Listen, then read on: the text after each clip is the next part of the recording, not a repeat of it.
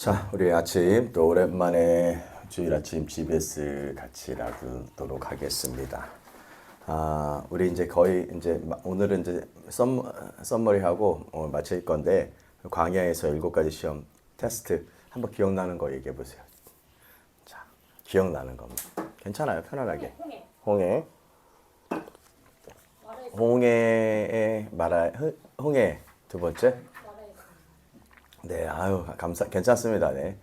홍해의 사건, 그 다음에 마라의 쓴물 사건을 통해서 배울 것들, 테스트, 그 다음에 만나 테스트, 여호와께 말씀을 받는데 여호와께 가까이 나가는 거, 임재에 가까이 나가는 거, 그리고 5번째, 안식일 네, 샤밧에 대한 것들 나눴죠. 샤밧에 대한 것들이 5번째 시험이 샤밧, 네, 샤밧에 대한 얘기가 나왔고요. 그다음 6번째가 여섯 번째 뭐였죠? 6번째. 5번째까지 배운 거예요. 6번째 배웠어요. 6번째. 6번째 뭐였어요? 네, 열매 맺기 위한 휴식이라 써놨네. 그 6번째가 아니라 그거는 안식일에 대한 샤밧에 대한 거였고 6번째 시험은 가나안 이스라엘을 시험하시러 남겨둔 두 민족들 사사기의 말씀에서 가나안 전쟁을 겪지 않은 모든 민족들이라고 해서 하나님께서 갈등에 대한 주제들을 가지고 나눴었는데 기억나세요? 네. 그럼 다시 해야 되나? 예. 갈등? 갈등. 네. 그 갈등은 항상 있다. 스트레스는 인생 가운데 항상 있나요? 네. 스트레스가 존재하지 않았을 때가 있나요, 인생에? 없어요. 없죠. 오면서도 스트레스 받고 왔어요. 예, 오면서도 스트레스 받고. 그죠? 저도 이렇게 스트레스 받았어. 아침에 깨면서도 스트레스 받았어. 왜 스트레스 받았을까요? 뭐가 안 나와, 전기가 안 나와요. 아니 뭐 시설도 그래요. 시설도 안 될 때가 있고 또 이렇게 말씀을 또 전해야 된다는 어떤 그런 부담감, 스트레스도 있거든요. 그래서 한 주는 성정목사 전하고 한 주는 저가 하는데 2주 동안 그 김대영 목사님 지난주 오셨고 그다음에 성정목사 설교하고 3주 만에 들어오니까는 갑자기 말씀을 준비하는 게 굉장히 어려워지는 거예요. 그래서 막 새벽 6시부터 깨가지고 막 계속 몸은 힘들고 어디가 선교사님 이제 섬겨드리고 교제하냐고 좀 늦게 갔거든요. 거의 1시에 가신 것 같아. 그러니까 너무 졸렸고 또 거기다가 이제 막 다 교제하는데 나는 분위기가 무슨 부등구에 스트레스 받는 거야 이제. 설교 해야 돼. 예, 그래가지고 막 너무 졸렸고 교회에서 자는데 정신없어서 자서 그런지 지금 여기가 어딘지 일어나는데 여기가 어딘가 그리고 오늘 무슨 요일이지? 나 지금 뭐 해야 되지? 막 이러면서 일어나는데 설교해야 돼. 예. 그 알람 6시에 맞춰놓고 이제 설교를 한 3-4시간 준비를 해야 되니까. 막 정신없이 막. 에너지 드링크 하나 사다 드릴게요. 에너지 드링크 있어요. 예. 먹으면서 막. 그러니까 우리가 스트레스와 갈등 상황은 항상 존재한다. 그죠? 예. 그래서 여기에서 참된 우리의 어떤 성품의 질, 그 사람의 품격, 그것들을 드러난다. 그래서 하나님께서도 예수님께서도 가라지를 밀 가운데 뿌려두시도록 허락하신다라는 얘기를 좀 했었어요. 그렇죠? 그래서 주님이 원수를 쉽게 막아줄 수도 있지만 우리들의 삶 가운데 갈등 요소들을 많이 뿌려두신다. 할렐루야. 그래서 같은 밭이라고 성경에 나와 있어요. 마태복음 13장에 같은 밭에 가라지를 뿌려 놓으신다라는 거예요. 그래서 여러분 교회에서도 가라지가 드러날 때가 있나요? 그렇죠. 우리 인생들 가운데 가라지가 항상 나올 때가 있어요. 어떤 사람이라고 명칭하기보다는 우리 안에 죄된 본성으로 나타나는 가라지들이 이렇게 드러날 때가 항상 있습니다. 어때요? 동의하십니까? 네, 동의하십니다. 우리 같은 마음인데도 우리 마음에서 선한 마음도 있고 또 이 악한 경향성을 갖고 있는 가라지들이 이렇게 나올 때가 있다라는 것입니다. 그렇기 때문에 하나님께서는 심지어 유다도 가라지였죠. 근데 어디다 두셔요? 제자들 사이에 두시죠. 아니, 어떻게 그게 가능해요? 주님이 잘 뽑으셔야 되지 않을까요? 근데 가라지를 두셔서 가까운 공동체에 들어오시도록 허락하셨다라는 것들이 그래서 영적 가라지와 배신자들을 다루는 법을 주님 배우는 것이 그리스도의 성품, Christ likeness라고 하는 그리스도를 닮는 것들에 대한 과정의 일부이시기 때문에 하나님께서 이런 일들로 허락하신다.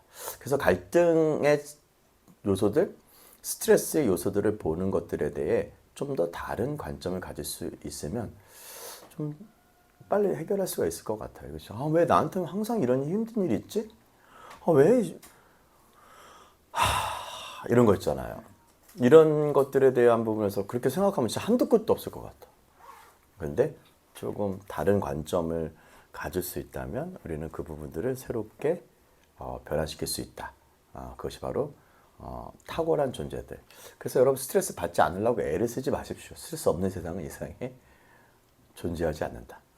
좀 돈이 많으면 스트레스가 안 걸릴까? 그렇죠. 예. 우리 이재용 회장 요즘 삼성 주가가 뭐 말이 많지만 어떻게 엄청 부담이 좀 많을 것 같아요. 그렇죠? 내가 하나의 결정이 엄청난 영향을 미칠 수 있죠. 국가 재정에 많은 부분들에 대한 영역을 책임지고 있으니 얼마나 힘들어요. 저는 여기 조그만 하나가 몇 명, 50명도 안 되는 사람 이렇게 커버링 하는 것도 너무 힘들어요. 그렇죠? 여기 1000평? 이 1000평 관리하는 것도 힘들어. 매일 해도 한두 끝도 없는 이 일들. 그렇죠? 그래서 그런 부분들에서 스트레스 받지 말고 그냥 즐겨 하면 될 것 같은데. 그래서 지금은 여름이 오니까 또 뭐와의 전쟁이 시작했다? 풀과의 전쟁. 풀과의 전쟁을 오늘 이번 주에 세 번이나 치렀어요. 그래서 농진청에서 농민 한 명이 풀을 뽑는데 쓰는 에너지가 얼마일까 이런 조사도 나온 게 있어요. 엄청나게 많은 부분들에서 농민들이 이 풀 뽑는 거에 전쟁을 하고 있다. 화초를 키우고 있는데도 화초 안에 풀이 자라있기 때문에 그 풀을 뽑는 일이 엄청 중요해요. 안 뽑으면? 예. 예. 그래서 제가 어저께도 그 중고 화분을 사가지고 이제 화분을 조금 작은 데서 이제 삽목한 데서 이렇게 이건 7cm, 6cm 되는데 10cm에서 13cm로 옮겼거든요. 13cm로 옮기는데 시간이 없으니까 못 하다가 이제 치자나무 너무 좋아하는 향기 나는 치자꽃을 되게 좋아하거든요.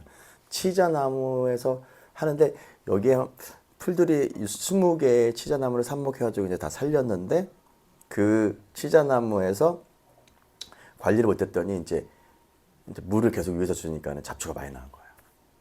특별히 잡초가 많이 나가지고 많이 자란 치자나무는요 다른 애보다 조그매. 제가 보고 보면서 참 진짜 이거 잘 뽑아줘야 되는구나. 우리들의 삶에서 갈등의 잡초의 생각들. 잡초의 생각은 어디까지 들어오냐면 침대까지 들어옵니다. 제일 많이 들어오는데 어디다? 침대. 침대 누우면 어떻게 돼요? 뱀을 끌어안고 있어요. 계속 생각나. 저 인간이 나한테 어떻게 했다. 저 인간이 나한테 계속 생각. 잡초 엄청 잘하죠. 잠을 못 자. 그래서는 네. 다른 걸 들어. 네. 그래서 뭐 요즘에 편안하게 잠 잘 자는 운동. 저도 그래서 뭘 듣냐면 제 설교를 들어요. 듣자마자 잠자. 그러고 시편, 공동체 바이블 좀 많이 듣거든요. 아침에 일어나면 공동체 바이블 듣고 저녁에 잘 때도 많이 듣고 그래요. 그러면은 잠이 잘 와. 그래서 하나님께서 사랑하는 사람에게 잠을 주신다고 해서 스트레스를 잡초적인 생각들을 가지고 와서 잠을 못 자는 일들이 너무 많잖아요. 그렇죠? 그럼 잠 잘 자세요? 좀 잘 잔 것 같아요. 예. 잠은 진짜 건강의 필수 요소거든요. 왜냐면 리커버리하는 회복하는데 잠은 하나님께서 주신 축복이거든요. 잠 못 자면 몸이 회복되지 않고 점점 망가져서 나중에 기능을 하지 못하면 몸의 질병과 아픔이 오잖아요. 그와 같이 우리의 생각도 그와 같다라는 생각을 하고 싶어요. 말씀드리고 싶어요. 그래서 갈등 상황들, 그래서 잡초가 없었으면 좋겠어. 그래서 저는 진짜 하경이한테 여기 수양관 24시간 저기 잡초 뽑아내는 로봇 만들었으면 좋겠어. 진짜로. 이제 제초미터 다 깔고 그러면 것도 좋지만 딱 다 데이터를 넣어가지고 얘가 손이 얼마나 요즘 정교해져요? 잡초만 딱딱 뽑는 로봇을 만들었으면 한 5천만 원인 주면 아니야 2천만 원, 3천만 원이면 살 것 같아요. 왜냐면 내가 그 정도의 노동력을 써야 되거든요. 1년 내에 하려면. 잡초 뽑는 것만 해도 2, 3천만 원, 2천만 원이면 내가 한 2, 3년 지나면은 노동력을 뺄 것 같아. 그럼 식당에 네. 있는 로봇 있잖아요. 네. 로봇 한대 대략 2천만 원. 2천만 원. 찡 움직이는 거. 예. 이렇게 서빙하는 거. 네. 2천만 원.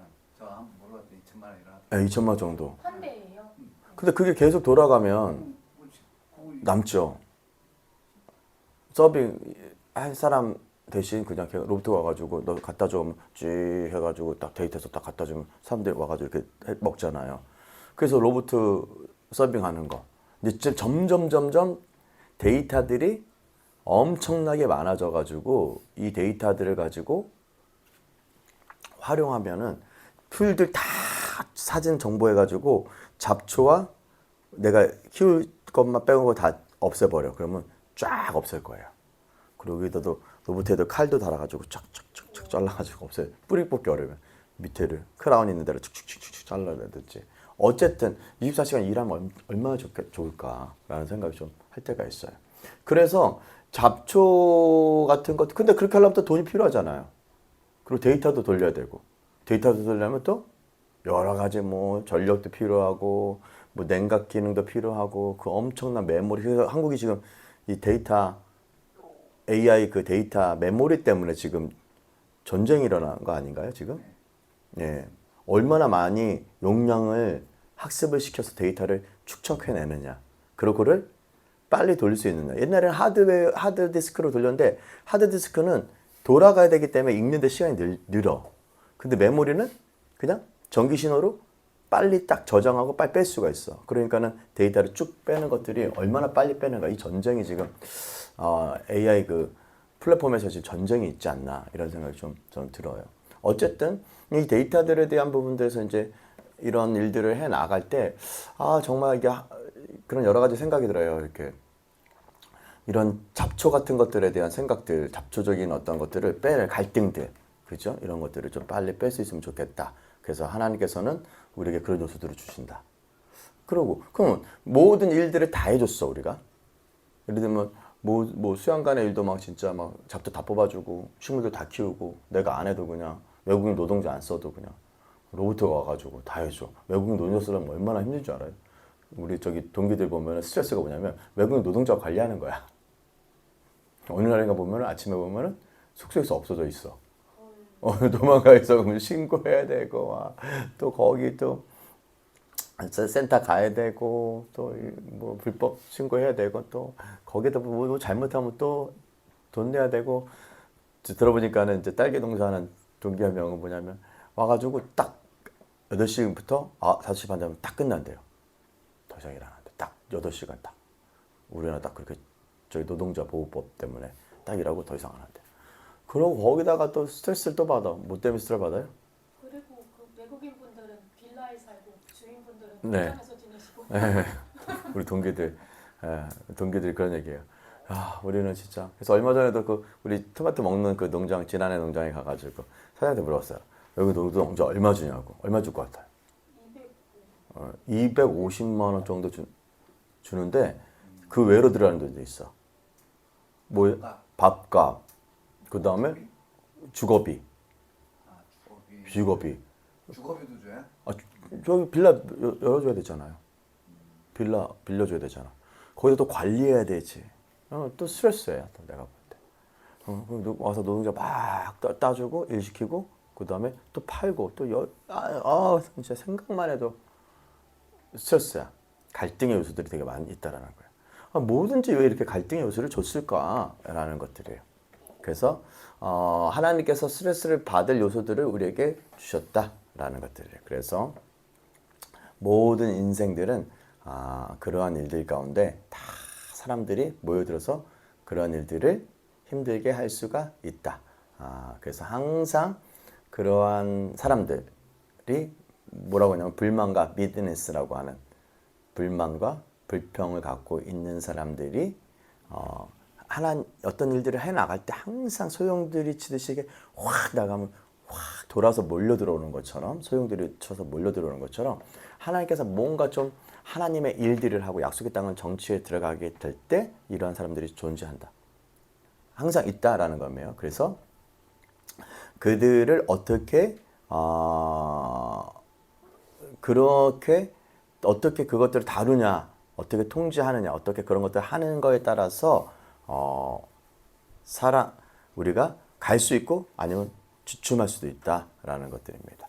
그래서 이렇게 잘하면 그런 사람들을 잘 변화시켜서 잘 사용할 수 있는 그런 일들. 그래서 제가 농장에 몇 번 방문해 볼 때 대표들이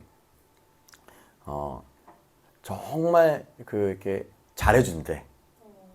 왜 잘해줄까요?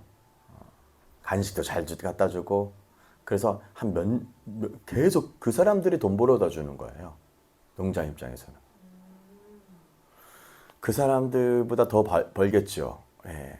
그래서 그 사람들이 돈 벌어다 주기 때문에 그래서 결국은 이 일들을 한다. 근데 이런 부분들에서 이제 종종 농장에 있으면서 이런 사람들이 있어요. 다른 데 돈 더 많이 준다면 가는 사람들 있잖아요. 이걸 배신이라고 하잖아요. 그냥 배신해주고. 그래서 이런들은 결국은 배신자로 갈 수밖에 없다. 분열을 일으키는 자가 될 수밖에 없다. 내가 여기서 좀 뭔가 좀 나도 할 수 있을 것 같은데 이런 것들의 그 생각들이 그렇게 될 수 있다. 그래서 하나님께서는 자신의 백성들을 시험시키고 시험하고 백성들을 성숙하기 위해서 원수가 모든 밭에 가라지를 뿌리는 것들을 허락하신다라고 여러분에게 말씀드렸습니다. 할렐루야. 이게 지난번에 시즌까지 얘기했습니다. 오늘은 일곱 번째 시험. 마지막 중요한 시험인데 우리가 주님 대신 사람을 신뢰할 것이냐라는 주제에 대한 이야기예요. 그래서 이 시험에 대한 위대한 성경적인 두 예가 이스라엘의 광야 경험에서 발견되기도 해요. 하나님을 신뢰할 것이냐, 사람을 신뢰할 것이냐, 그렇죠? 예. 그리고 또 사사기에서 나오는 것처럼 기드온과 다윗 왕의 삶 속에서도 이 일들을 볼 수 있다. 뭐 아브라함도 그렇고 예수님도 그렇고 어떻게 보면 그러한 주제들이 약속의 땅 안식에 들어가는데 굉장히 중요한 주제예요. 오늘 또 우리가 쉘라크라고 하는 말씀들을 나눌 텐데 그 히브리서 3장의 말씀과 쉘라크의 민수기 말씀을 가지고 나눌 텐데 약속의 땅에 들어가는 주제예요. 약속의 땅에 들어가는 것. 광야의 끝 다음에 약속의 땅이 있겠죠. 그래서 어느 끝까지 가느냐라는 주제들을 우리가 좀 나눌 거예요. 말씀에서도. 우리가 끝까지 갈 수 있을까라는 얘기들은 되게 심오한 주제를 갖고 있어요. 우리 인생 가운데 한번 끝까지 가자. 이거 뭐 좌측 끝, 우측 끝, 뭐 요즘에 말하는 극우파, 극좌파를 얘기하는 게 아니에요. 근데 좌측 끝, 우측 끝으로 가는 거가 과연 정말 인류를 살리는 것이고 많은 사람 공동체를 살리는 것일까라는 주제들은 좀 생각해 봐야 될 주제라는 거예요. 여러분 좌측 끝, 우측 끝에 대한 부분들은 좀 이따가 다루겠지만 잠깐 얘기해 드리면 해는요. 이쪽 동쪽에서 떠서 저 서쪽으로 지나치죠. 수양가는요. 공교롭게도 서쪽 끝을 보기가 더 쉬워. 그래서 노을이 예뻐요. 노을이 너무 예쁘잖아요. 사람들은 왜 동틀 때를 좋아하고 땅 끝에서 뜨는 해를 좋아하고 땅 끝에 지는 해를 즐거워하고 바라보고 사진도 찍고 동경할까요?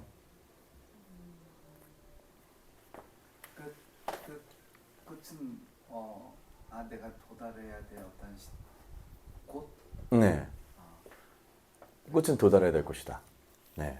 그래서 그런 것들을 더 좀 이렇게 좋아하지 않을까? 네. 그 노을이라던가 보면은 뭔가 따뜻한 느낌은 있거든요. 네. 그걸 보기 위해서 내가 네. 그 해돋이를 보려면 아침 일찍 그렇죠. 되잖아요. 아침 일찍 가죠. 근데 전에 이제 설악산에서 그 해돋이 보려고 가죠. 예. 새벽에 막 거기 올라가죠. 올라가서 네. 그걸 봤는데 네. 어떠셨어요? 뿌듯하죠. 일단은 본 거는 그냥 잠깐 2, 30분 보고 내려왔는데 네. 그걸 보기 위해서 올라가는 그 과정들 새벽에 막 올라갔으니까 까만데 그 입상 금지를 뚫고 입상 금지를 뚫고. 이 길은 입상 금지였어. 네. 같을 것 같아. 어. 근데 이제 그러니까 새벽에 험하잖아요. 험한데 막 이제 그 과정들을 겪고 끝을 내가 딱 봤을 때 그 성취감 네. 그런 것들 때문에 좋아하지 않을까. 그래서 제가 주제는 뭐냐면 그 끝에서 뜨는 해와 끝에서 지는 해가 왜 사람들은 있는 사람들 믿지 않는 사람들 왜 그렇게 보기를 원하는가라는 거예요. 거기에는 깊은 의미가 있다라는 거예요. 거기에 깊은 의미. 끝에서 해 돋는 데서부터 해 지는 데까지 여호와 이름을 찬양하라 뭐 이런 얘기잖아요.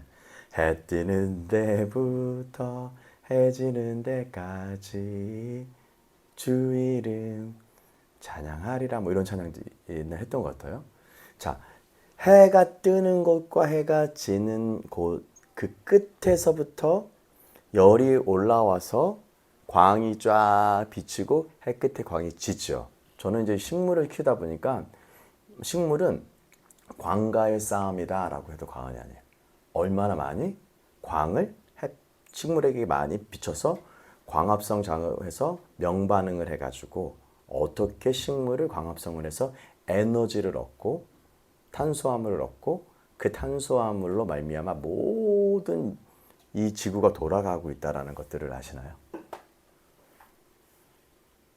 초식동물 다 뭐 먹어요? 풀 먹잖아요. 소도 그렇고 다 그걸 탄수화물로 바꾸고 탄수화물이 지방과 그 단백질로 바꾸면서 온 인류의 영양을 미치고 있는 게 사실은 광이에요. 햇볕. 그래서 해가 없으면은 굉장히 어려움이 많아요. 그래서 제가 저 하우스 끝에 부분에 너무 더워가지고 너무 추워가지고 저기 그 우레탄 판넬로 다 덮었지만 결국은 광이 없으니까 자라는 데가 한계가 있어. 그래서 LED를 넣어봤는데 LED에 한계가 있어. 광만큼은 도저히 못 쫓아와요. 제가 실험해봤잖아요. 여기 앞에 그 LED 광으로 해가지고 빛을 비추고 식물 하우스에 비춘 거랑요 크기 차이가 완전 2배 차이 나. 완전 달라요.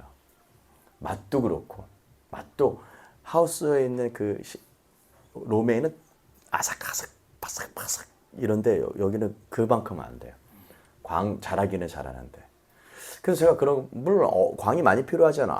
어린 것들은 상관없는데 광이 많이 확 먹을 때는 진짜 확 줘야 되는데 못 준다라는 것들이죠.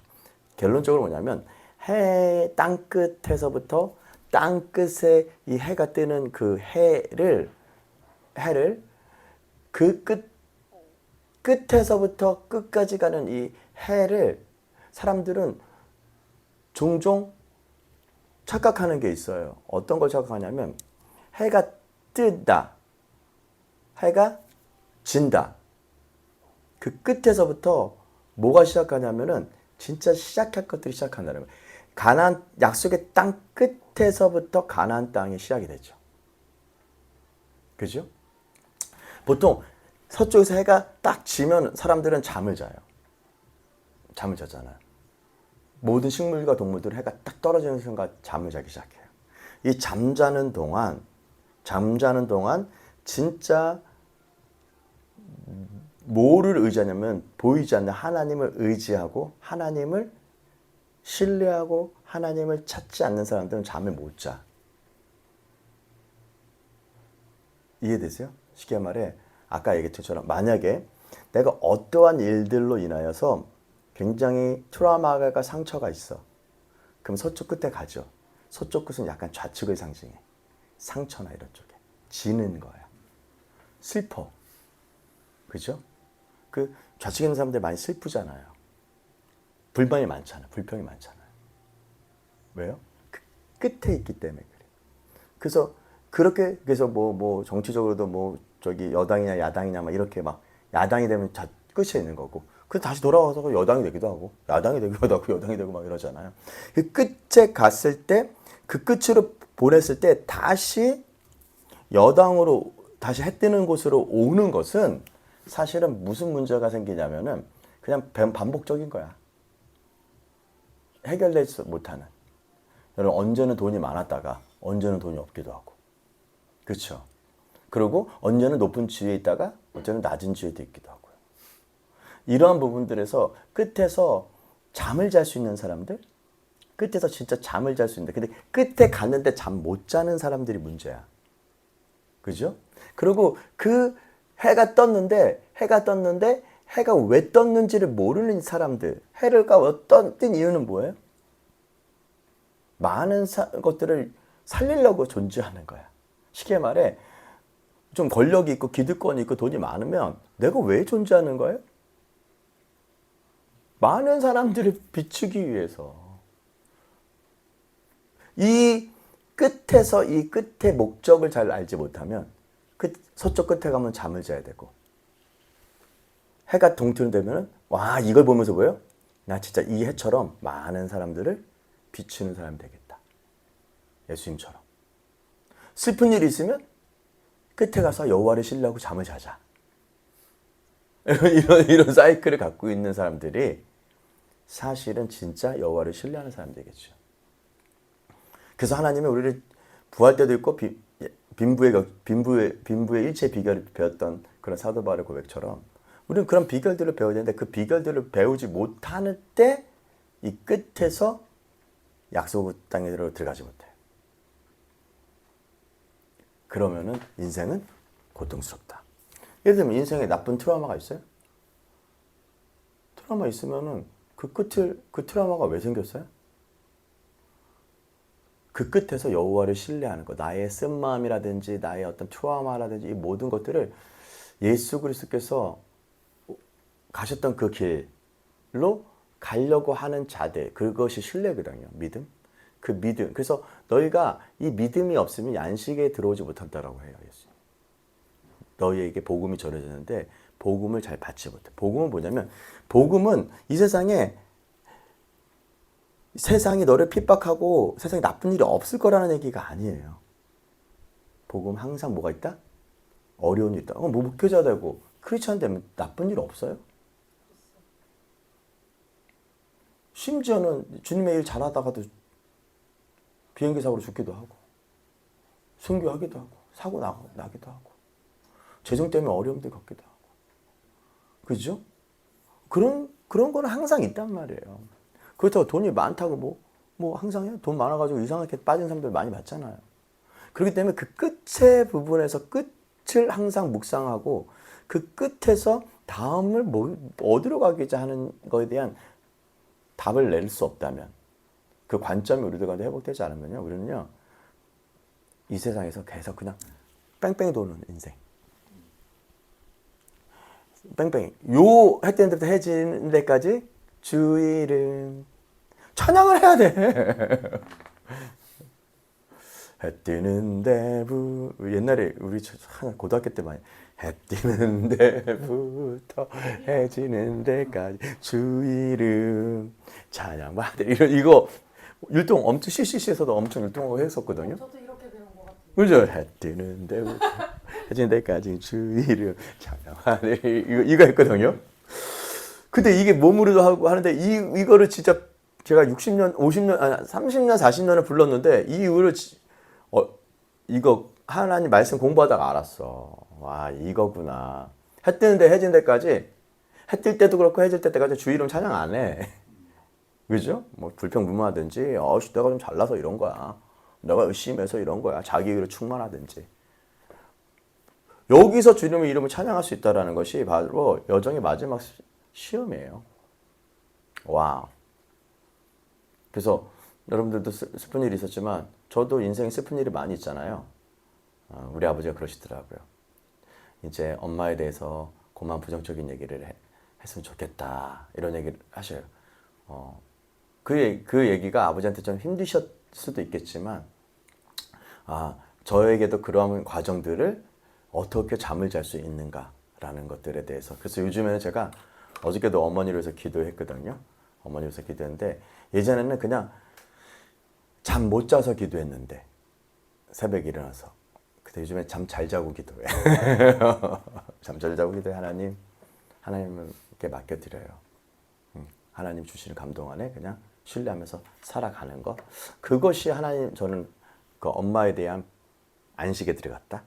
엄마에 대한, 아버지에 대한, 또 우리 교회에 대한 지체들을 향한 안식에 들어가는 것들이 우리에게 항상 남겨져 있다라는 거예요. 여기서 찬양할 수 있는가? 이렇게 할 수 있다면 우리는요, 해 뜬 데 해진 데까지 땅 끝에서 약속의 땅으로 뿅 들어갈 수가 있어요. 와, 그것이 바로 마지막 시험이라는 거예요. 우리가 약속의 땅, out of wilderness into the promised land 이런 얘기도 하잖아요. 이 약속의 땅 지나서 into 들어가는 거예요. 안식에. 그러면 안식은요, 뭐 날짜로가 주일날 우리 주일날 안식이라고 하지만 주일날 안식이 아니라 샤밧은 원래 금요일이 했대죠. 샤밧은 여러분들 그냥 날짜로 7일 지키는 게 샤밧이 아니라 샤밧은 우리에게 영원히 남겨져 있어요. 그래서 땅 끝에서 땅 끝으로 왔다 갔다 하지 말고 영원한 샤밧으로 들어가라는 뜻이에요. 그것이 샤밧의 비밀이거든요. 그래서 주님은 무슨 주인이다? 샤밧의 주인이다. 그분 안에 그분을 찬양할 수 있다면. 그래서 우리가 샤밧 모였을 때 주님 이런 인생에 있었는데 하나님께서 이렇게 하실 거다. 하나님께서 좋은 일 있으면 하나님을 찬양하고 안 좋은 일 있으면 기도하면서 그 안식 안에 들어가는 일들을 우리가 배울 수 있다면 우리는 7번째 시험을 잘 마칠 수가 있다는 것입니다. 할렐루야.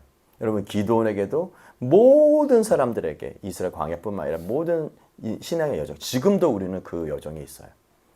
여러분들이 안식에 어느 정도 들어가는지 어떻게 들어가지 않았는지는 여러분들이 한번 살펴보셔야 될 일이 있어요. 제가 이렇게 옛날에 훈련받으면서 프로퍼닝 미니스트리를 훈련받으면서 그런 이제 가르침을 좀 받았는데 이 성경을 잘 보면요. 베드로서가 믿음의 인내의 지식을 이 모든 과정, 다윗의 왕국을 이루어지는 과정, 에스겔 골짜기에서 마른 뼈들이 하나님 군대가 되는 과정, 그죠? 천지가 첫째 날에서 이부터 창조되는 과정, 그죠? 예수님께서 태어나시고 모든 십자가 완성하시는 모든 과정, it is finished, 모든 것들을 완성하는 모든 과정들은 다 뭐가 있냐면 이 안식에 들어가는 거랑 깊은 관련이 있다라는 거예요. 그래서 저는요, 그 예언의 말씀들을 받았을 때 말씀을 잘 받고 그를 7번의 과정을 통과한다라는 것들을 그래프로 썼어요. 그러니까 저는 모든 예언들을요, 다 받으면, 예를 들면 내가 너를 위해서 플랫폼을 마련하겠다라고 합니다. 그 플랫폼 마련하는 것들에 대한 뭐를 썼어요? 그 말씀을 쓰고 첫 번째, 빛이 임해야 된다. 나는 진짜 못해. 나는 설교도 못하고 나는 사람들 쓰지 못해. 이런 어둠에 있다가 나도 그렇게 될 수 있을까? 하고 그 말씀 믿었어요. 근데 어느 날 보니까 내가 플랫폼을 만들고 있더라고요. 강단을. 그리고 어느 날 보니까 말씀 설교하고 있는 거예요. 가르치고 있는 거예요. 그렇죠? 그리고 그 과정들에서 여러 가지 어려움이 있었고 어려웠지만 결국은 그런 자리에 서게 됐다는 것들이죠. 하나님께서 주시는 수많은 말씀들을요. 그래서 저는요. 7개의 과정들을 다 스토리를 써서 준비를 했었어요. 그러니까 한 10년, 20년 지나니까 그 말씀들이 이루어져 있어. 그리고 앞으로도 지금 이룰 것들을 생각해요. 지금도 학교도 조그맣게 하고 있지만 교회도 있지만 저희과 꿈꾸는 것도 다른 것들이 있어요. 대학교도 세우고 싶고 학교를 세우고 싶어요. 그래서 요즘에 희망을 갖고 있어. 소은이가 좀 이렇게 소은이가 돈 좀 많이 벌었으면 좋겠어. 그래가지고 여기 앞에 이 부지를 다 사가지고 한 50억 주고 샀다고 하더라고요. 여기 고사장이 만났거든요. 그걸 다 사가지고 지금 여기 뭐 차들 다니잖아요. 거기 주차장이랑 해가지고 저기 어디야 저기 그 부대 부지까지 다 사가지고 여기다 캠퍼스를 만들고 싶은 거야. 와 진짜 한국의 그 다른 에듀케이션, 뉴 빌드 에듀케이션이라고 하는 새로운 종자들을 만들어낼 수 있는 에듀케이션을 좀 만들고 싶다라는 그런 비전이 있어요. 뭐 처음부터 다 할 수 없지만 그런 비전들 갖고 있고 말하고 과정을 겪다 보면 그렇게 될 수가 있을까요? 저는 있다라고 생각이 들어요. 그리고 저는 이렇게 믿어요. 안 되면 다음 세대 애들이 해라. 우리 다음 애들이 해라. 우리 다음 애들 중에 교육계에 정말 리더들이 나와라. 그래서 너희들이 목사님 몇 가지 할 테니까 너희들이 이제 그런 학교를 세워라. 할 수 있죠. 예. 왜 못해요? 왜 다른 사람이 할 수만 해야 되죠? 우리도 할 수 있죠. 그런 일들은 믿음의 영역이에요. 땅 끝으로 들어가는 것들이죠. 그 목적은 뭐냐면 사람들을 살리고 사람들을 섬길 뿐만 아니라 이 하나님께서 우리에게 주신 원래 에듀케이션의 목적들을 이루기 위한 거예요. 에듀케이션의 근본적인 목적은 바로 하나님의 킹덤을 위한 것이다. 그래서 사실 미국의 교육이 지금 굉장히 많이 올라갔던 이유 중에 하나가 그 선조들의 이 국부들은 미국의 교육이 포커스가 이 자유와 하나님의 킹덤을 확장하는 것들에 목적이 맞춰져 있어요. 그렇기 때문에 근데 지금 변질될 수 있지만 변질될 수도 있었지만 어쨌든 그런 기본적인 셋업을 통해서 세워졌다라는 것들이죠. 그래서 하나님께서 우리에게 이러한 시험들을 반드시 주셔서 기도원이 됐던 다윗이 됐던 뭐 여러 가지 인생의 모든 신앙 인물들도 우리 모두에게 이러한 일들은 여호와께서 기도원에게 말씀하신 말씀을 찾을 수 있습니다. 이 말씀, 백성이 아직도 너무 많다. 그들이 물가로 내려가라. 내가 거기서 너를 위하여 그들을 시험하리라. 그러므로 내가 내게 말하기를 이 사람은 너와 함께 가리라 하는 자는 너와 함께 갈 것이요. 내가 내게 말하기를 이 사람은 너와 함께 가지 말라 하는 자들은 가지 못하리라. 이것은 분명히 매우 어려운 시험이었을 것입니다. 그렇죠? 왜요? 기도는 이미 수적으로 열세였어요. 싸우기에는. 그렇기 때문에 주님께서 그 군대를 더욱 줄이고 계신다고 했다라는 것들은 정말 어려운 결정이었을 것 같아요. 진짜 줄인다. 너 나 가. 더 많이 나와야 되는데. 더 힘써줘야 되는데. 막 사람 잘라내. 힘들어. 그렇죠? 주님 그렇게 하라면 할 수 있겠어요? 제가 종종 이렇게 리더들 모집할 때 기도하면요. 아직 부르지 마라. 이런 사람들도 있어요. 그럼 어떻게 해요? 부르지 않으면 어떻게 해요? 이게 문제가 생길 수 있거든요. 나는 인정하지 않는다고 해가지고 뭐 별일을 다 할 수 있거든요. 이 기도원에서 잘렸던 사람들처럼요. 그래서 제가 식물 키우면서 배운 거 뭐냐면 가지치기 할 땐 과감히 가지를 쳐버려라.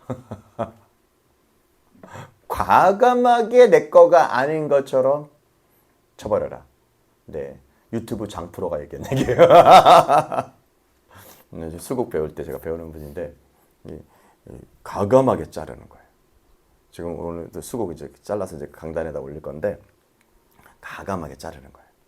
과감하게 잘라야 돼. 그래야지만 그 꽃대에서 잘라야지만 다른 씨들이 나와서 풍성해지고 너무 커져서 막 휘청휘청하네요. 그리고 대도 잘라야지만 대가 굵어질 거 아니에요. 그러지만 땅 잡아줄 수가 있어. 안 자르면 그냥 여기저기 순 많이 나면 어떻게 돼요? 뭐 다 희말하기가 없어. 그래서 꽃이 막 이렇게 왔다 갔다 이런 걸 제가 배웠거든요. 그래서 어디 자르냐? 장년지, 전년지라고 하거든요. 전년도에 있는 연지는 좀 갈색돼 있어. 그리고 새로운 나온 저기 줄기가 있거든요. 그거에 조금만 남겨놓고 잘라버리는 거예요. 그러면 어떻게 돼요? 갈색 대가 두꺼워지죠. 근데 과감하게 잘라버리라고 하는 거예요. 그래서 한번 과감하게 진짜 잘라버렸어. 여기 수국 다 노지에 있는 거, 우리 예배당 옆에 있는 거만 다, 여기도 다 수국을 다 심었거든요. 제가 막 작년에 다 해가지고. 좀 죽기도 했어. 너무 추우니까 이쪽에는. 살기도 하고 죽기도 하고 막 염소가 뜯어먹기도 하고 막. 그래가지고 어쨌든 그런 과감하게 치는 거예요. 여러분 식물 키우고 식물을 내 저기 자식처럼 생각하는 사람들 이거 자르기가 어려워요. 예. 근데 심지어 전쟁에 나갈 사람들 모집하는데 이거 쉽겠어요? 어려워요. 근데 딱 보면 알아요. 이게 가지가 나무 뺏어 먹으려고 하는 그런 자기 중심적인 것과 이기적인 것들로 나오는 행동들이 있어. 나오는 말들이 있어. 그런 얘기들은 그냥 과감하게 잘라버려야 돼요. 뭐라고 해야 돼요? shut up 하고 s up 하든지 해가지고 입 닥쳐. 그러고 그런 얘기 하지 마. 라고 딱 해서 딱 잘라버리지 않으면 이게 막 진짜 엄청나게 막 힘들게 해요. 그런 작업을 하는 게 제가 이제 목회사 하기 제일 힘들었던 것 같다. 왜냐면 누가 영혼을 안 사랑하는 사람이 있겠어요? 그러나 영혼을 사랑하는 것과 세워야 될 사람들을 세우는 거랑은 달라요. 기드온도 그 영역에 도전을 받았다라는 겁니다. 그래서 기억하시대요. 여러분, 원수보다 더 많은 사람들을 동원하는 것들이 승리를 가져온다라고 착각하면 안 돼요. 원수보다 사람이 더 많아지면 우리가 승리할 거라고? No. 하나님은 그렇게 승리를 가져오지 않았다라는 거예요. 하나님은 어떤 사람을 세우냐? 정말 겨울을 견뎌낸 땅땅해진 사람들, 겨울에 들어간 사람들, 잠을 잘 잔 사람들이라고 표현해요. 땅땅한 사람들. 그래서 제가 꽃 얘기를 하는데 수국을 키우다가 우리 옆에 이런데 꽃이 안 피는 거예요. 꽃이 안 피는 거여서 왜 안 피나 이렇게 했다가 알았어, 그 원리를. 뭐냐면 겨울이 지나면서 꽃잎이 꽃눈이 형성되는데 너무 약하게 형성되면 겨울에 다 얼어 동태가 돼. 그러면 여름이 돼서 봄이 돼서 할 때 꽃눈이 동태가 돼가지고 꽃이 안 피는 거야. 제가 그걸 이제 알았어. 그래서 어떻게 하냐면 한 이맘때 지나면 이제 어느 정도 피잖아요. 그러면 다 잘라. 자르면은 옆에서 순이 나오거든요. 걔가 영향을 받아가지고 꽃눈을 딱 형성하거든요. 걔는 뭐 어떻게 되냐면 좀 힘이 센 거야. 뿌리의 줄기에 영향을 많이 갖고 있고 힘을 갖고 있으니까는 겨울이 와도 얘가 꽃눈이 딱 영향을 어느 정도 받으니까는 희말하기 없이 어린 순처럼 죽진 않아요. 그러면 내년에 그게 꽃을 내는 거예요. 그러니까 올해 한 것이 내년에 꽃을 내는 거예요. 근데 작년에 내가 이미 그걸 몰랐기 때문에 올해도 꽃은 많이 수국은 안 필 거예요. 하우스 안에 있는 건 폈어.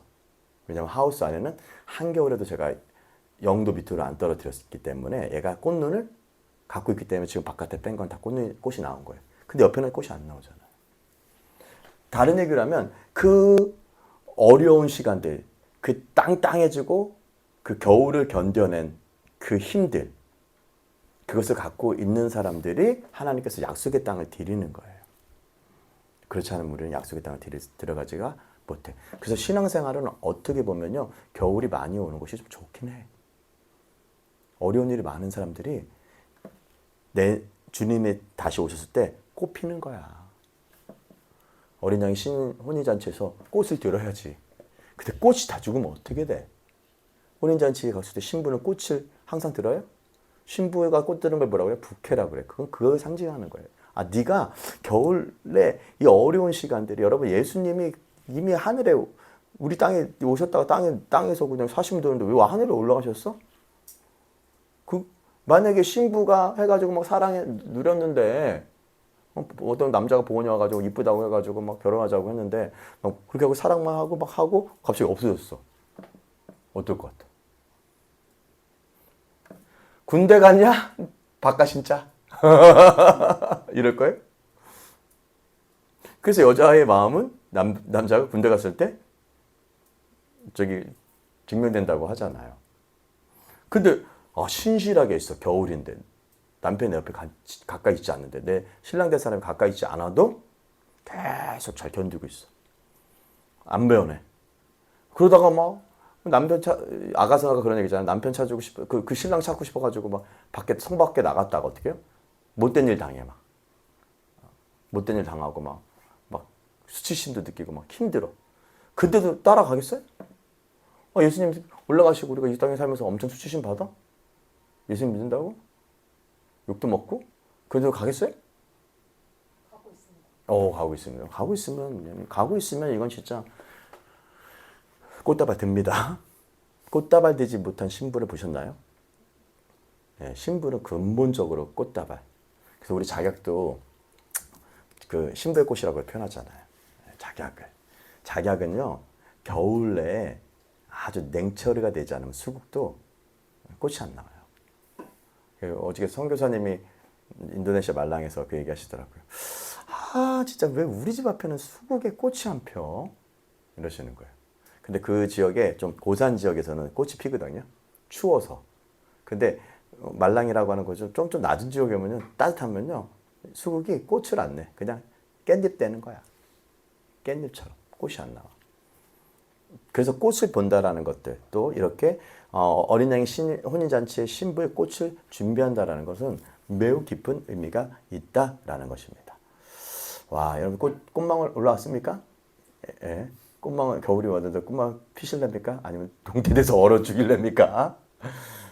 스파이 사건은 동태돼서 얼려 죽은 거야. 진짜 왜 우리 여기까지 데리고 와가지고 저는 메뚜기고, 우리는 메뚜기고 쟤네는 뭐다? 진짜 완전 안악조선처럼 거인족이다. 라고 얘기를. 이번에 우리가 샬롬 축구 이번 주일날 하고 왔거든요. 월요일날 하고 왔거든요. 하고 왔는데, 제가 딱, 이제, 어른 2명, 우리 이제 양주에서 고등학생이 없으니까, 중학생들이랑 초등학교들로 이제 우리 한 팀을 만들어가고, 남경기는요, 거의 중고등학교로 다 포진돼 있어. 붙들어다 나갔어. 그래서 이제 어른이 2명이 들어갔어. 우리 이제 어른 2명이 들어가자. 그래서 나랑 정동이가 들어갔어. 정동이가 들어가고 이제 애들 딱 하는데 내가 애들한테 다 모아놓고 동그라미 놓고 애들이 벌써 분위기가 어때요? 게임이 아니다. 라고 딱 생각을 하는 것 같아. 그래서 제가 딱 했어요. 얘들아, 목사님은 축구 감독이었고 정동희 선생님은 축구 선수였어. 너희들 쟤네들 앞에서 쫄지 마. 쟤네들 우리 밥이야. 내가 다 그렇게 얘기했어. 밥이야. 라고 하고 했는데 진짜 오합지졸이야 우리 애들이 아직은. 그래가지고 내가 너 포지션 여기 포지션 다 짜줬어. 그러고 너희들 공격해. 그리고 뒤에 정동이가 수비 센터 볼 거고 내가 키퍼 볼 거니까는 너희 조금도 두려워하지 마. 걱정하지 마. 하고 다 그렇게 해줬어요. 해주고 이제 나갔는데 아니라니까 그쪽에서 거세게 밀고 오는 거예요. 진짜 고등학생 애들 축구 엄청 잘해요. 못 잡겠더라고. 결국은 우리가 전반전 했는데 1대0으로 그래도 선방했어. 1대0으로 졌어. 그리고 후반전에 딱 나가면서 다시 모아놓고 다시 우리 밥이야 딱 얘기하고 나갔어. 나갔는데 진짜 엄청 애들이 잘하는 거예요. 근데 얘네들이 단점 하나가 있어. 얘네들이 막 골키퍼랑 1대1이야 나랑. 근데 얘가 웬만하면 뭐예요? 옆에 오는 사람들 패스해주면 그냥 나는 어쩔 수 없거든. 근데 패스를 안 하고 모는 거야. 다들 그랬어. 지가 골을 넣으려고. 그래서 내가 딱 와서 딱 몰타임에 내가 가가지고 인터셉트 해가지고 거의 다 뺏었어. 그래가지고 걔네들이 열받았어. 그래가지고 근데 마침 그때 너희들 계속 밀어 하고 제가 뒤에서 막 거의 막 하프로 나가가지고 제가 하프로 나가서 밀어 하고 계속 밀어 나갔어. 그래가지고 결국은 어떻게 하다가 걔네들이 실수하고 아람이가 박목사님 아들이 골을 넣어버렸어. 그래서 1대1이 됐어. 이길 수도 있었는데 어쨌든 우리는 완전 승리죠. 완전. 걔네들이 완전 중고등학교 애들이랑 우리 애들이랑은 우리 저 가은이도 나갔어요. 가은이 왼쪽에다 놓고 가은아 너는 저 아이를 끝까지 1m 안으로 있으면서 괴롭혀. 못 들어오게. 그냥 편안하게 플레이하게 놔두면 안 돼? 하고 가! 막 그러고 옆에 있는 또 누구도 또 가! 하고 막 괴롭히고 그 앞에서 이렇게 해가지고 어쨌든 이겼어요. 그래서 뭐가 중요하다? 기싸움에서 이겨야 돼. 기싸움에서 이겨야 된다. 수에 많고 적음이 아니야. 걔네들이 그냥 일반적으로 비길 수 있는 경기는 아니야. 근데 나중에 그 감독 의도환 목사님이 뭐라냐면 양주팀 없다. 완전 진짜 이렇게 딱 평가를 해주시더라고요. 우리가 질 수 있는 한 10대 0으로 질 만한 게임인데 우리가 1대1로 비겼죠. 정말 많이 막았거든요. 그렇기 때문에 우리가 하나님께서는요, 여러분, 사람들이 많고 적음이 참된 승리를 이루는 것이 아니라 단 한 사람이 주님과 단 한 사람과 주님만이 계셔도 어떤 전쟁에서도 다수다라는 거예요. 그래서 우리가 진짜 그렇게 이겼어요. 이긴 건 아니지만 비겼어요. 이미 게임상으로는 우리가 승리를 한 거예요. 누가 계시면 진짜 그런 마음들 갖고 있는 사람들. 그렇기 때문에 사실 하나님께서는 상황이 더 불리할수록 더 큰 영광을 받으신다. 여러분 상황 봐보세요. 우리 애들이랑 중학교, 고등학교 애들이랑 중학교 여자애들이랑 걔네들은 여자도 없었어. 우리는 가은이도 여자, 여기 옆에 누구죠? 저기 은서도 여자애들이 더 많아. 여자애가 4명이나 들어갔고 우리가 더 뭐 했어요? 더 불리한 상황이지만 우리가 비겼으니까 더 영광을 받을까요? 네. 걔네들은 완전 진짜 막 야, 우리가 저걸 못 이기고 우리가 비겼냐 이런 거죠. 근데 우리가 인천이랑 할 때는 인천한테 졌어요. 왜 졌냐? 인천은 1대1 되면 패스를 해요. 그러니까 못 이겨. 팀플레이라니까. 그래서 내가 나중에 인천팀한테 야, 너희가 경기팀보다 더 잘한 거야. 너희들은 패스를 할 수 있어. 너희들은 더 팀플레이를 했어. 그래서 내가 그 칭찬해줬거든요. 그래서 더 영광을 받는 거는 더 적은 수에서 이기는 거예요. 그렇죠? 더 불리한 상황에서. 그러므로 우리의 거의 모든 싸움에서 이 시험이 또한 위대한 다윗의 왕, 이 거대한 싸움이 그러므로 우리는 거의 모든 싸움에서 이 시험에 또 다른 위대한 다윗의 예의 백성들을 계수했던 것에서 볼 수 있는데 사탄이 일어나 이스라엘 대적하고 다윗을 움직여 이스라엘을 계수하게 했다. 이것이 사람의 수를 세는 것이 뭐가 됐냐면 결국은 어려움이 됐다라는 것들이죠. 왜냐하면 수적인 우위에 이기면 우리가 이긴다라는 것들이죠. 그리고 종종 그러잖아요. 뭐 사람 많으면 우리가 쪼그라들고 사람 적으면 돈이 많으면 우쭐거리고 돈이 없으면 쭈그러들고 이 상황에서 사단이 밀가부르시 까부는 거예요. 사단 누구를요? 다윗을.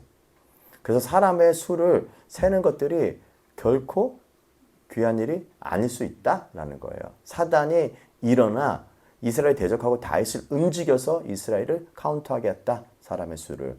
이것이 시험이라는 것입니다. 그래서 우리가 가진 사람의 수를 세는 것이 죄라는 뜻은 아닙니다. 우리가 사람의 숫자를 세는 것도 있어요. 그런데 민수기에서 주님께서 명하신 인구 조사를 기록했던 문헌 있죠. 기록했던 책입니다. 이것은 문제는 이것입니다. 우리가 왜 그것을 하는가라는 거예요. 하나도?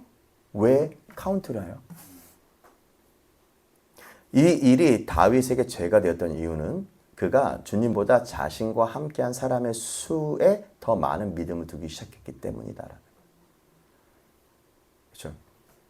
내가 옛날 우리 미국에서 우리 멘토한테 훈련 받을 때 멘토가 와가지고 월드컵 경기장에서 기도를 하는데 그런 얘기를 하더라고요. 그 월드컵 경기장에서 이제 기도를 하는데 아무도 보는 사람 없고 이제 월드컵 경기장 이제 여르고 땅밟기를 하는 거예요. 이 대한민국의 부흥을 위해서 땅밟기를 하는데 미국에서 멘토가 여러분들은 한 사람도 관중이 없어도 여러분 천사들이 응원하고 있습니다 라고 하면서 독려를 하더라고요. 와, 믿음이 생기는 거야. 맞아. 내가 지금 수많은 사람 앞에서 예배인도 하지 않아도 단 한 사람이 없는 곳에 예배인도 해도 하늘에 수많은 증인들이 보고 있구나. 이 믿음. 그래서 나는 이 믿음으로 나는 기도를 했을 때 하나님께서 저에게 월드컵 경기장에 부흥이 일어나는 그런 비전들을 보여주셨던 때가 바로 그때였어요. 내 눈을 열어서 하나님께서 보여주신 것들이죠. 그렇기 때문에 다윗이 사람의 믿음을 두기 시작했을 때 망가지기 시작했고 많은 사람들이 떠나게 되는 일이 많은 사람들이 그래서 그 결과 다윗은 자신이 향해 임한 재앙으로 인해서 많은 백성들을 잃게 되었습니다. 우리가 주님보다 더 사람들을 신뢰하기 시작할 때 우리는 이런 일들을 경험하게 되고 이 징계를 받는다라는 것입니다. 주님 대신 사람들을 신뢰하는 것은 심각한 죄입니다. 그래서 성경에서 이제 요약하고 이제 요 시즌들을 좀 마치려고 하는데 여정의 시작에서 우리가 7가지의 시험에 대해서 나눴어요. 그죠? 그래서 성경에서 이거 말고 다른 시험들도 많이 있어요. 그죠? 그러나 이것들이 지금 우리에게 가장 관련되어 있는 것들에 대한 시험입니다. 여러분들 여기서 무슨 시험들이 많이 걸리나요? 예. 사람들은 서로 연결되어 있고 결국 우리가 주님 안에서 믿음이 성장할 것인지 아니면 자신이나 다른 사람들을 의지할 것인지에 관한 문제임을 우리는 알 수 있다는 거예요. 그래서 각 시험에서 선택해야 할 것은 이것입니다. 바로 주님을 선택하는 거예요. 홍해 사건에서 주님을 선택하는 거. 마라의 시험에서 주님을 선택하는 거. 주님을 가까이 가는 것에서 종교적인 지도자들, 전문가들을 신뢰하는 게 아니라 가서 제사장인 내가 하나님 앞에 나가는 거. 그죠? 안식일을 기억해서 샤밧에 대한 부분도 되게 많은 쉼에 대한 부분들에서 나눴고요. 그리고 만나의 사건에서 매일 신선한 양식을 먹을 거지. 어제 먹은 거 말고. 날마다 하나님과 교제하는 거. 그리고 갈등, 사사기에 민족들을 두었던 갈등 요소들을 두었다는 것들을 어떻게 반응할 것인지. 그리고 마지막으로 우리가 주님을 신뢰할 것인지 아니면 하나님을 신뢰할 것인지를 선택하는 것들입니다. 자, 이것으로 우리 7가지 시험의 여정들을 좀 마쳤습니다. 여러분들 들으시면서 한번 많이 묵상해 보세요. 그러면 여러분들이 어떻게 써야 되는지 어떻게 가야 될지를 알게 될 것입니다. 자고 마치겠습니다. 하나님 감사합니다. 기도하기 전에 들으시면서 좀 무슨 생각했는지 좀 잠깐 나눌까요? 잠깐 1분, 5분 정도 남았어요. 집사님 저번에 7절 시험 들으면서 공부를 많이 했는데 좀 어떠셨는지? 든 생각은 이 시험으로 인해 스트레스 받지 말자. 즐겨라.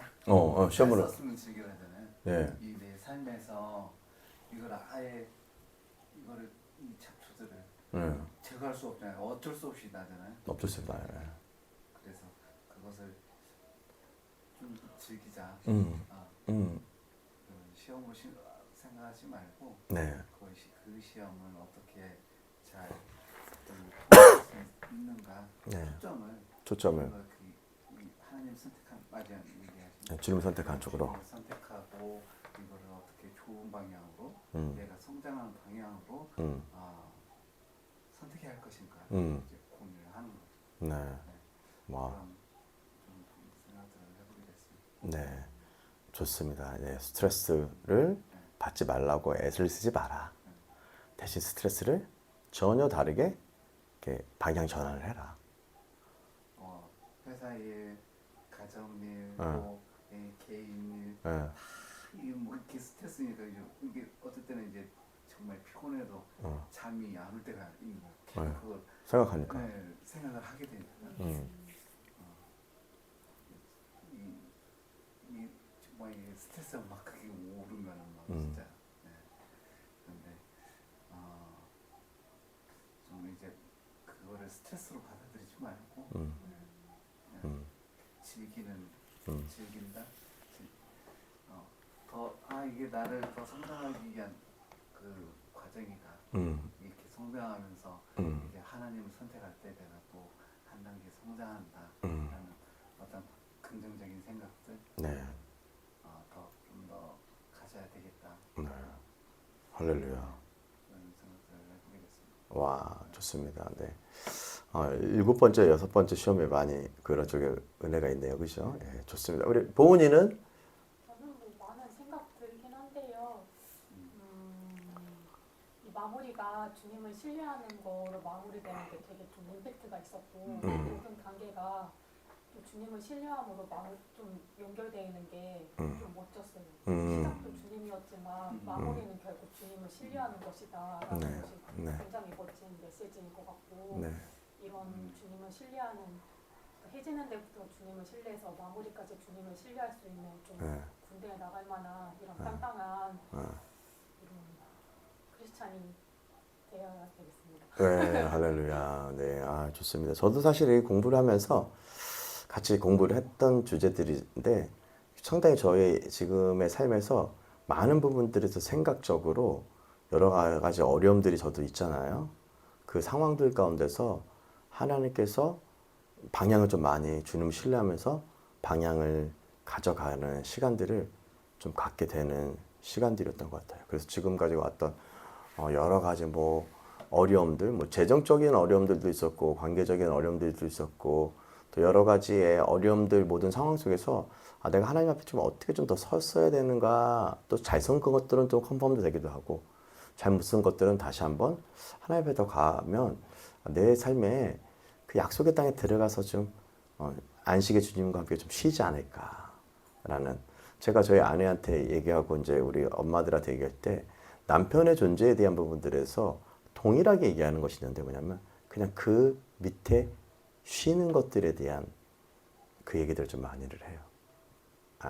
저희 아내도. 그래서 아내가 이제 제가 오기를 간절히 기다리는데 오면은 되게 너무 좋아하는 거예요.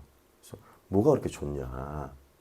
그러면은 그냥 있는 거 남편이 집에 있는 것, 그런 신뢰만 대상이 있는 것들에 대한 마음들을 얘기를 하면서 참 그게 참 귀하다라는 생각이 좀 들어요.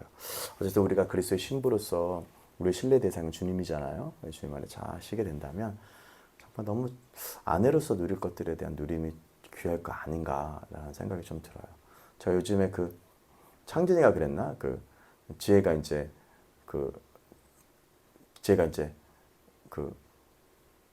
좀 편안하게 좀 집에서 좀 아침에 자기도 하고 그럴 때 창진이가 정말 그거를 감사해라 라고 얘기했던 것들은 뭐냐면 남편이 있으니까 쉴 수가 있는 거죠. 우리가 종종 교회가 남편이 주님인데 신뢰 못해가지고 쉬지 못하고 내가 뭘 하려고 막 이렇게 하게 된다면 얼마나 주님이 속상해 하실까라는 생각이 좀 들어요. 만약에 제가 대림에 있을 때, 교회 개척했을 때 여기에서 이렇게 월세도 안 내고 이렇게 편안할 것들을 알았다면, 그때 내가 만약에 알았다면 막 진짜 그때 스트레스 받으면서 안 왔을 텐데, 맨날 월세 걱정하면서 그렇게 살지 않았을 때. 지금은 월세 걱정을 하지 않아요. 너무 감사하지 않아요? 이게 안식에 들어왔어. 저는 그냥 쉬면 돼. 나는 그전에는 그 과정을 했어. 14일과 1일을 잊을 수 없어. 14일은 대림에 월세 내는 날, 1일은 합정이 월세 내는 날이었어. 125만 원. 그 135만 원까지 올라오고 대림은 225만 원. 와, 진짜 그거를. 대림이 225요? 예. 그 1층까지 빌렸잖아요. 합정보다 더 비싸요? 나 대림이 대림이 지하가 135만 원. 저기 합정은 지하. 예, 지하랑 1층까지 얻었었어요, 우리가. 1층도 얻었었잖아요. 공간이 없어가지고. 1층에 쫙. 예. 그 주차장. 예. 앞에. 공사리. 예, 그 장판 깔고 막 거기다 다 공사해서 거기까지. 그거에서 이제 여기에 오니까 안식에 들어왔죠. 그런 걸로 걱정하지 않게 됐죠. 그러나 저에게도 그런 어려움의 시간들이 있었다. 근데 하나님이, 저는 근데 뭘 했냐면 이렇게 얘기했어요. 하나님 나라를 위해서 정말 한 영혼을 위해서라도 제 인생을 바칠 수 있으면 그 사람 하나 살리도록 하겠습니다. 열심히 하겠습니다. 그리고 진짜 열심히 했어요. 그때 주님이 이렇게 쉴 만한 장소를 주셔서. 그래서 저는 가끔 여기서 이렇게 혼자 다 석양을 보고 앉아있으면 그냥 그 쉼이 얼마나 깊은지를 좀 묵상하거든요. 그래서 그 땅끝에서부터 오는 이삭이 리브가를 땅끝에서부터 맞이한 것처럼 그 쓴 마음에서, 엄마를 잃은 쓴 마음에서 리브가를 맞이할 때 큰 위로, 사라의 장막에서 위로가 되었던 거죠. 우리의 끝에서, 동쪽이 됐던 서쪽의 끝에서, 그 끝에서 하나님을 만난, 하나님에게 갈 수 있다면 얼마나 귀한 일일까 라는 생각이 듭니다. 여러분들에게 삶의 스트레스와 끝이 가진 그 어려움이 있을지라도 이렇게 묵상하시면서 잘 지내기를 축복합니다. 기도하겠습니다. 하나님 감사합니다.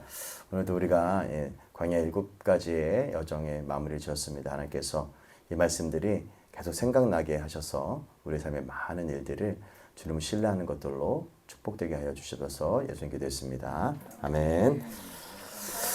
네, 수고하셨습니다.